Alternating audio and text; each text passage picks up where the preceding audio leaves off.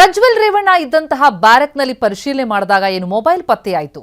ಆ ಪ್ರಕರಣಕ್ಕೆ ಸಂಬಂಧಪಟ್ಟಂತೆ ಜೈಲಧಿಕಾರಿಗಳ ಜೊತೆ ಸಭೆ ನಡೆಸಿದ್ದಾರೆ ಡಿಜಿಪಿ ಅಲೋಕ್ ಕುಮಾರ್. ಪ್ರಜ್ವಲ್ ಕೈಯಲ್ಲಿ ಮೊಬೈಲ್ ಹೇಗೆ ಬಂತು, ಯಾರು ಕೊಟ್ಟರು, ಯಾವಾಗಿಂದ ಬಳಕೆಯಾಗ್ತಾ ಇದೆ, ಹಲವು ವಿಚಾರಗಳ ಬಗ್ಗೆ ತನಿಖೆಯಾಗ್ತಾ ಇದ್ದು ಪರಪ್ಪನ ಅಗ್ರಹಾರ ಜೈಲಿನಲ್ಲಿ ಸಭೆ ನಡೆಸಿದ್ದಾರೆ ಅಲೋಕ್ ಕುಮಾರ್. ಪ್ರಜ್ವಲ್ ಬ್ಯಾರಕ್ನಲ್ಲಿ ನಿಷೇಧಿತ ವಸ್ತು ಹೇಗೆ ಪತ್ತೆಯಾಯಿತು ಅಂತ ಅಧಿಕಾರಿಗಳನ್ನ ಕ್ಲಾಸ್ ತೆಗೆದುಕೊಂಡಿದ್ದಾರೆ. Mobile, sim, charger, pen drive ಎಲ್ಲ ಹೇಗೆ ಹೋಯ್ತು ಅಂತ ಗರಂ ಆಗಿ ಅಧಿಕಾರಿಗಳನ್ನ ತರಾಟೆಗೆ ತೆಗೆದುಕೊಂಡಿದ್ದಾರೆ ಡಿಜಿಪಿ ಅಲೋಕ್ ಕುಮಾರ್. ಬಹಳ ಮುಜುಗರದ ವಿಚಾರ ಇದು ಇಲಾಖೆಯ ಪಾಲಿಗೆ. ಸುಪ್ರೀಂ ಕೋರ್ಟ್ನ ಆದೇಶನೇ ಇದೆ, ಜೈಲಿನಲ್ಲಿ ಮೊಬೈಲ್ಗಳನ್ನ ಬಳಕೆ ಮಾಡ್ತಾ ಇರೋದ್ರ ಬಗ್ಗೆ ಒಂದು ಫೋಟೋ ಬಂದರೂ ಕೂಡ ಇಡೀ ಗೃಹ ಇಲಾಖೆಯನ್ನೇ ಕರೆಸಬೇಕಾಗತ್ತೆ ಎನ್ನುವಂಥ ಕಟ್ಟುನಿಟ್ಟಿನ ಚಾಟಿ ಬೀಸಿತ್ತು ಸುಪ್ರೀಂ. ಅದರ ಬೆನ್ನಲ್ಲೇ ಬಹಳ ಕಠಿಣವಾದಂತಹ ಕ್ರಮಗಳನ್ನು ಜೈಲಿನಲ್ಲಿ ತೆಗೆದುಕೊಳ್ಳಲಾಗ್ತಾ ಇತ್ತು. ಇಷ್ಟಾಗಿಯೂ ಕೂಡ ಪ್ರಜ್ವಲ್ ರೇವಣ್ಣ ಅವರ ಬ್ಯಾರಕ್ನಲ್ಲಿ ಮೊಬೈಲ್ ಪತ್ತೆಯಾದದ್ದು ಮತ್ತಷ್ಟು ಪ್ರಶ್ನೆಗಳನ್ನು ಹುಟ್ಟುಹಾಕ್ತಾ ಇದೆ. ಹಾಗಾಗಿ ಅಲೋಕ್ ಕುಮಾರ್ ಅಧಿಕಾರಿಗಳನ್ನ ತರಾಟೆಗೆ ತೆಗೆದುಕೊಂಡಿದ್ದಾರೆ. ಬಹಳ ದಿನಗಳ ಬಳಿಕ ಜೈಲಿಗೆ ಜನರಲ್ ವಿಸಿಟ್. ಎಲ್ಲ ಬ್ಯಾರಕ್ಗಳಿಗೂ ತೆರಳಿ ಪರಿಶೀಲನೆ ನಡೆಸಿದ್ದೇನೆ. ಜೈಲಿನಲ್ಲಿ ಬೇರೆ ಬೇರೆ ಸಮಸ್ಯೆಗಳ ಬಗ್ಗೆ ಕೂಡ ಪರಿಶೀಲನೆಯಾಗಿದೆ. ಈ ಮೊಬೈಲ್ ಪತ್ತೆ ಪ್ರಕರಣದ ತನಿಖೆ ಸಿಸಿಬಿಯಿಂದ ನಡೀತಾ ಇದೆ. ಅಧಿಕಾರಿಗಳ ತಲೆದಂಡದ ಬಗ್ಗೆನೂ ವಿಚಾರಣೆ ನಡೀತಾ ಇದೆ.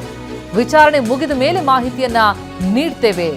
ಪ್ರಜ್ವಲ್ ವಿಡಿಯೋ ಪ್ರಕರಣದ ತನಿಖೆ ಕೂಡ ಸಿಸಿಬಿಯಿಂದ ನಡೀತಾ ಇದೆ ಅಂತ ಹೇಳಿಕೆ ಕೊಟ್ಟಿದ್ದಾರೆ ಜೈಲು ಭೇಟಿ ಬಳಿಕ ಡಿಜಿಪಿ ಅಲೋಕ್ ಕುಮಾರ್.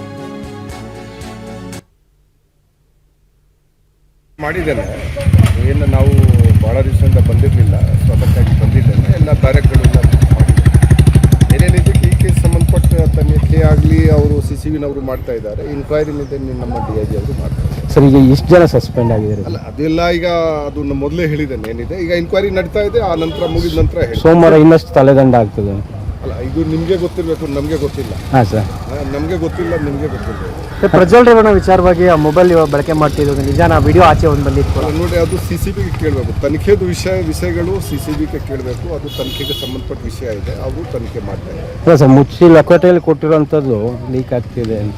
ಯಾವುದು ಸೀಸ್ ಮಾಡಿರೋಂಥ ಮೊಬೈಲ್ ನಮಗೆ ನಾವು ಇದು ಇನ್ವೆಸ್ಟಿಗೇಷನ್ ನಾವು ಮಾಡ್ತಾ ಇದ್ದೀವಿ. ನಮಗೆ ಇನ್ವೆಸ್ಟಿಗೇಷನ್ ಅಲ್ಲ, ನಾನು ಒಂದು ಜನರಲ್ ವಿಸಿಟ್ಗೆ ಬಂದಿದ್ದೆ, ಪರಿಶೀಲನೆ ಮಾಡಿದ್ದೇನೆ. ಬೇರೆ ಬೇರೆ ಬ್ಯಾರಕ್ಲಿ ಏನಿದೆ, ಅದು ಏನೇನು ಸಮಸ್ಯೆಗಳು ಇದೆ ಅದು ಪರಿಶೀಲನೆ ಮಾಡುತ್ತೆ. ನಾನು ಜನರಲ್ ಆಗಿ ವಿಸಿಟ್ ಮಾಡಿದ್ದೇನೆ.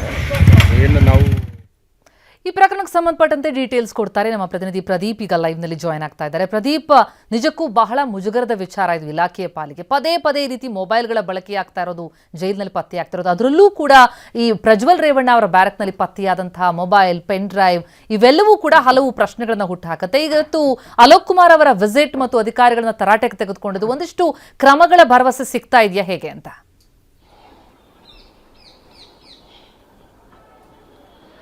ಪ್ರತಿಮಾ, ರಾಜ್ಯದ ಜೈಲುಗಳಲ್ಲಿ ಮೊಬೈಲ್ ಆಗಿರ್ಬೋದು, ನಿಷೇಧಿತ ವಸ್ತುಗಳಾಗಿರೋದು ಪತ್ತೆ ಆಗೋದು ಸರ್ವೇ ಸಾಮಾನ್ಯವಾಗಿತ್ತು. ಆದರೆ ಯಾವಾಗ ಕಾರಾಗೃಹ ಇಲಾಖೆಗೆ DGPಯಾಗಿ ಅಲೋಕ್ ಕುಮಾರ್ ನೇಮಕ ಆಗ್ತಾರೆ, ಅದಾದ ನಂತರ ಜೈಲುಗಳಲ್ಲಿ ಬಹಳ ಕಠಿಣವಾದಂತಹ ನಿಯಮಗಳನ್ನು ಜಾರಿಗೆ ತಂದಿದ್ರು.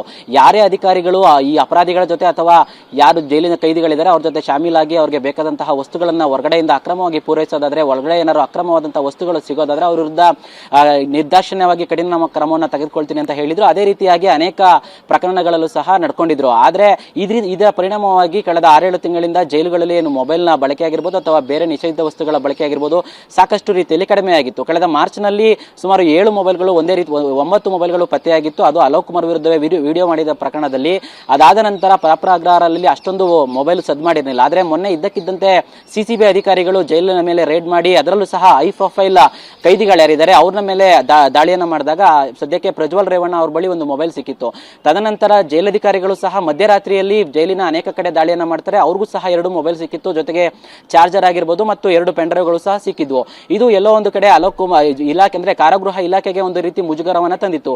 ಹೀಗಾಗಿ ಮತ್ತೆ ಈಗ ಎಚ್ಚೆತ್ತಂತಹ ಅಲೋಕ್ ಕುಮಾರ್ ಅವರು ಇವತ್ತು ಪರಪ್ಪನ ಅಗ್ರಹಾರ ಜೈಲಿಗೆ ಭೇಟಿ ನೀಡಿದ್ದಾರೆ. ಬೆಳಿಗ್ಗೆ 11 ಗಂಟೆಯಿಂದ ಜೈಲಿನಲ್ಲಿ ಅಧಿಕಾರಿಗಳ ಜೊತೆ ಮೀಟಿಂಗ್ ಅನ್ನು ನಡೆಸಿರುವಂತಹ ಅಲೋಕ್ ಕುಮಾರ್ ಅವರು ಈ ರೀತಿಯಾಗಿ ಮೊಬೈಲ್ಗಳು ಮತ್ತೆ ಹೆಂಗ್ ಬಂದ್ವು, ಮತ್ತೆ ಚಾರ್ಜರ್ಗಳಾಗಿರ್ಬೋದು, ಮತ್ತೆ ಈ ರೀತಿಯಾದಂತಹ ಒಂದು ಪೆನ್ ಡ್ರೈವ್ಗಳು ಹೇಗೆ ಬಂತು ಅನ್ನೋದನ್ನ ಪ್ರಶ್ನೆ ಮಾಡಿದ್ದಾರೆ. ಅದರಲ್ಲೂ ಸಹ ಈಗ ಬೆಳಿಗ್ಗೆನೂ ಸಹ ನಮ್ಮ ಟಿವಿ ನಲ್ಲಿ ವರದಿ ಪತ್ತೆ ಆಗಿರದಂತೆ ಮೊಬೈಲ್ ಒಂದೇ ಕಂಪನಿಯ ಮೊಬೈಲ್ಗಳು ಸಹ ಪತ್ತೆ ಆಗ್ತಾ ಇದೆ. ಜೊತೆಗೆ ಆಂಧ್ರ ಪ್ರದೇಶದ ಮೂಲದ ಸಿಮ್ಗಳೇ ಪತ್ತೆ ಆಗ್ತಾ ಇರೋದು. ಯಾವ ರೀತಿಯಾಗಿ ಇದು ವ್ಯವಸ್ಥಿತವಾಗಿ ಜಾಲ ಕಾರ್ಯನಿರ್ವಹಿಸ್ತಾ ಇದೆ, ಇದ್ರ ಬಗ್ಗೆ ಯಾರಿಗೂ ಮಾಹಿತಿ ಇಲ್ವಾ, ಯಾವ್ಯಾವ ಅಧಿಕಾರಿಗಳು ಶಾಮೀಲರಾಗಿದ್ದಾರೆ ಅವರೆಲ್ಲರನ್ನೂ ಸಹ ಶಿಸ್ತು ಕ್ರಮವನ್ನು ತೆಗೆದುಕೊಳ್ತೀನಿ ಅನ್ನೋ ಎಚ್ಚರಿಕೆ ನೀಡಿದ್ದಾರೆ. ಮತ್ತು ಸಾಕಷ್ಟು ಪ್ರಶ್ನೆಗಳನ್ನ ಕೇಳಿ ವರದಿಯನ್ನು ಕೂಡ ಕೊಡಬೇಕು ಅಂತ ಹೇಳಿದ್ದಾರೆ. ಈಗಾಗಲೇ ಒಂದು ಡಿಜಿಪಿ ಒಂದು ಅಧಿಕಾರಿ ನೇತೃತ್ವದಲ್ಲಿ ತನಿಖೆಯನ್ನ ನಡೆಸ್ತಾ ಇದ್ದು ಅವರುಗಳನ್ನು ಸಹ ವಿಚಾರಣೆಯನ್ನು ಮಾಡಿದ್ದಾರೆ. ಇದುವರೆಗೆ 3 ದಿನಗಳಲ್ಲಿ ಏನೇನು ವರದಿ ಬಂದಿದೆ ಮತ್ತು ಯಾವ್ಯಾವ ಬ್ಯಾರಕ್ನಲ್ಲಿ ಏನೇನು ಪತ್ತೆಯಾಗಿದೆ ಮತ್ತೆ ಮೊಬೈಲ್ ಹೇಗೆ ಬರಕ್ ಸಾಧ್ಯ ಅನ್ನೋದ್ರ ಬಗ್ಗೆ ಅಧಿಕಾರಿಗಳಿಂದ ಮಾಹಿತಿಯನ್ನು ಪಡ್ಕೊಂಡಿದ್ದಾರೆ. ಜೊತೆಗೆ ಮತ್ತೆ ಏನಾದರೂ ಈ ರೀತಿಯಾದಂತಹ ಕ್ರಮಗಳು, ಮತ್ತೆ ಏನಾದರೂ ಈ ರೀತಿಯಾದಂತಹ ಒಂದು ಚಟುವಟಿಕೆಗಳು ಕಂಡು ಬಂದ್ರೆ, ಅಕ್ರಮ ವಸ್ತುಗಳು ಕಂಡು ಬಂದ್ರೆ ನಿರ್ದಾಕ್ಷಿಣ್ಯವಾಗಿ ಕ್ರಮ ಕೈಗೊಳ್ಳೋದು ಮಾತ್ರವಲ್ಲ, ಅವ್ರನ್ನ ಡಿಸ್ಮಿಸ್ ಮಾಡುವಂತಹ ಒಂದು ನಿರ್ಧಾರವನ್ನು ಸಹ ತೆಗೆದುಕೊಳ್ಬೇಕಾಗತ್ತೆ ಅಂತ ಅಧಿಕಾರಿಗಳಿಗೆ ಎಚ್ಚರಿಕೆಯನ್ನ ನೀಡಿದ್ದಾರೆ. ಪ್ರತಿಮಾ, ಥ್ಯಾಂಕ್ ಯು ಪ್ರದೀಪ್.